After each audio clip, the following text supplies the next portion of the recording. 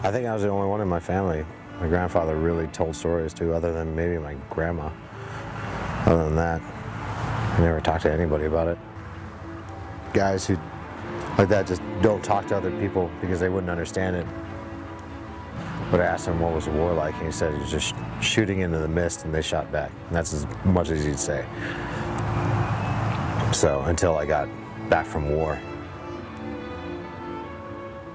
And then he started talking to me about it, and then we could tell, you know, war stories together. Most of the time we told jokey stories, you know, joking stories about like funny stuff that actually happens in war.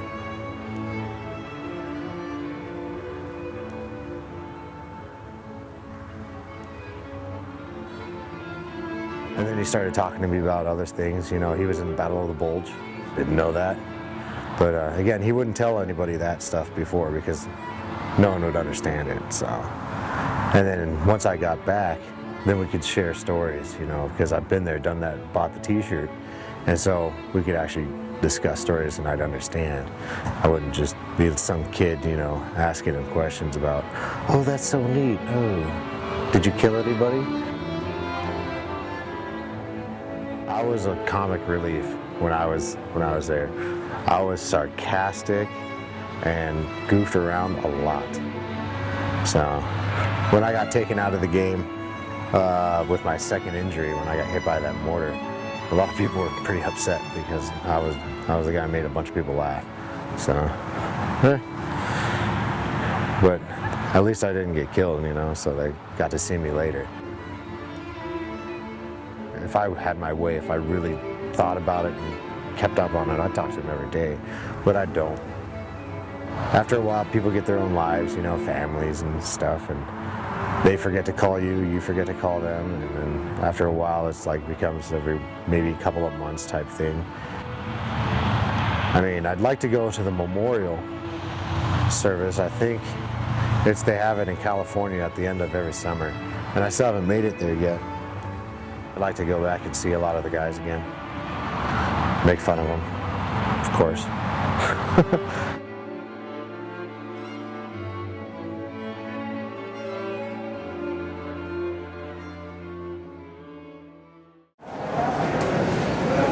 Feel like you're important? Not really. Hanging around? Not really.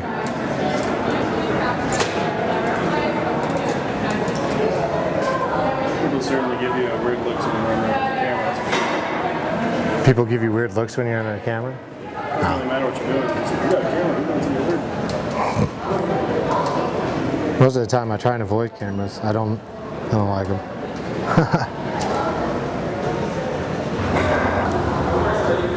What are you studying right now? Studying elementary Arabic 101. Right now I'm trying to go over possessive pronouns. That's why Arabic. It's kind of what I want to do. Well, if you're a level 1 speaker of Arabic, you get kind of snatched up for government jobs fairly easily. And I'd like to eventually work for the government again. Could be like a translator situation? Not necessarily a translator. I'd have to get way further along than a level 1 speaker of Arabic. But the fact that you speak even a basic level of Arabic, you can always have room to progress through. And it's just a language that's in need right now, even just basic levels.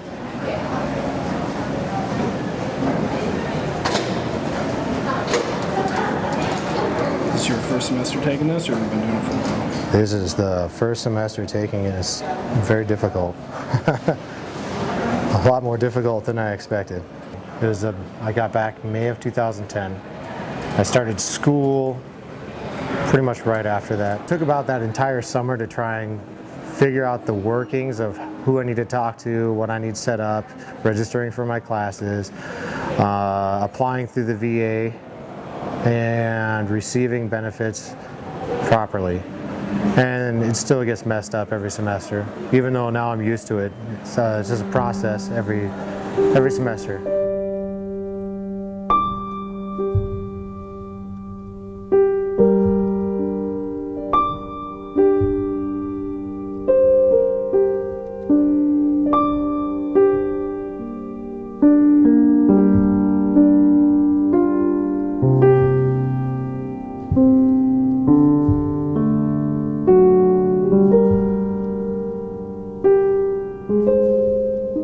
gets to you a little bit. It stresses you out. Money stuff stresses you out, especially when the business center at the university is calling you on the weekends, which they never call anybody on the weekends, saying you need to come in Monday because we're about to kick you out of school. There's a lot of us coming back, and the VA is not that big, and it's not that well funded. Everything is basically piled onto them, and the GI Bill is definitely a huge thing that probably gets swamped out. So I don't blame them. It gets frustrating, but when I'm on the phone with them or so every semester, like, you can't get mad at them. So, and you definitely have to go through the vet center anyways, because without the vet center, you're not going to get any of your benefits towards your GI Bill or anything like that. Every time we speak, you are spitting in my mouth. If I don't take you somewhere else, I'm gonna pull my teeth right out. The Veterans House, a lot of people don't even know where it is, why it's here, what we do here. We're here to help the veteran transition. That's really a lot of what we do.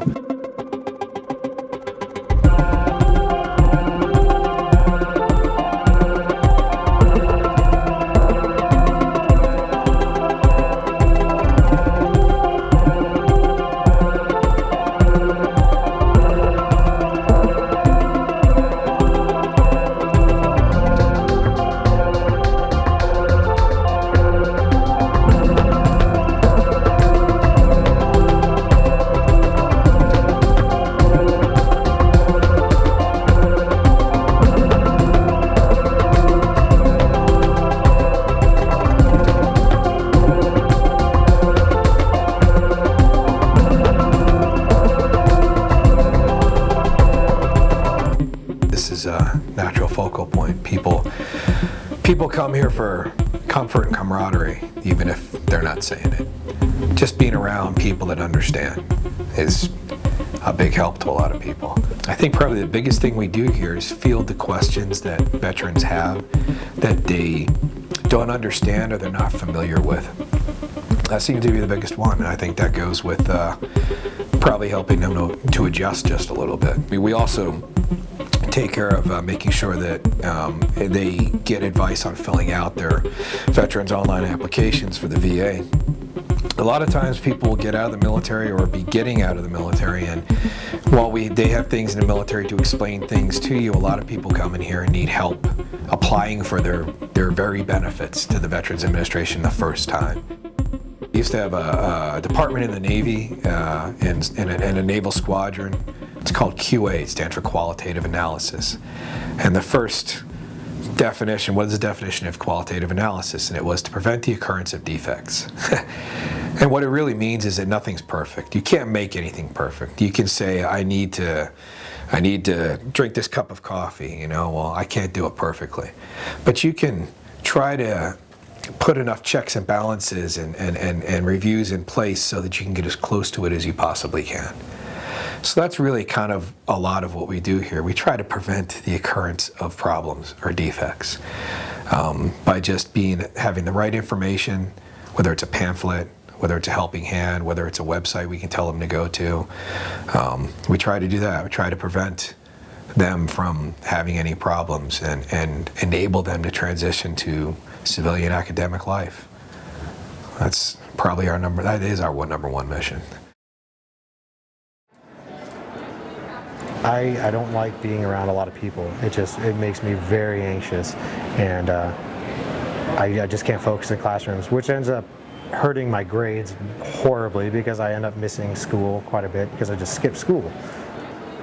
I've talked to psychologist before, and he works for the VA, but he's never been in the military at all. Basically when I was telling him a few stories here and there, because I didn't get very detailed or so, he was doing one of these, just like I was basically reciting, like the same thing that someone does when they sit in front of a war movie they've never seen before, or a war video game the first time. They're like, oh my God, this is awesome. It's not awesome. The few veteran friends that I do hang out with, we just we get along very well because we don't talk about that stuff. We're just friends and hang out and BS about normal stuff.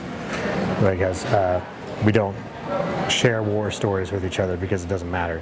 Montana only has one veterans hospital here. We have little clinics here and there, but for anything big or so, or getting processes started, they always send you to Helena and back, and it's just a huge process. And you have to do it there during their business hours, and if I'm in school or work or anything like that, there's always conflict. I basically kind of just like tough it out, try and tough it out.